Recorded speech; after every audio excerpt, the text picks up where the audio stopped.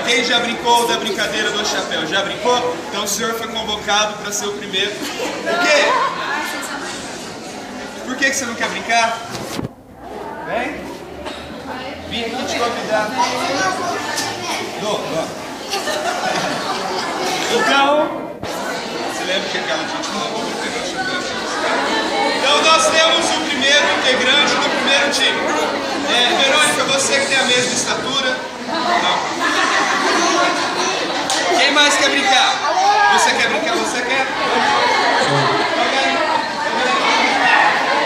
Vem.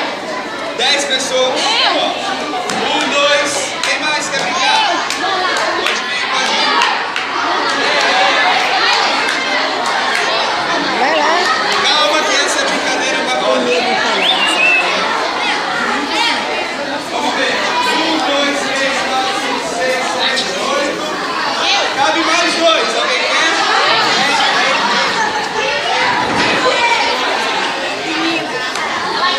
1, 2, 3, 4, 5, 6, 7, 8, 9. Tem que separar.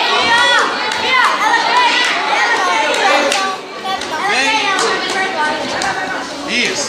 Essa é a brincadeira mais legal de todas. Primeiro nós formamos um time. 1, 2, 3, 4, 5. Daqui pra cá é o time. Vamos ver. Dos mal cheirosos.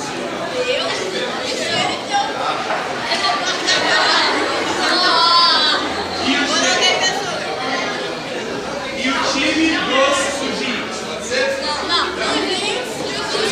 Agrupem-se desse lado aqui, ó, atrás dessa risca. Alguma bruxa esqueceu.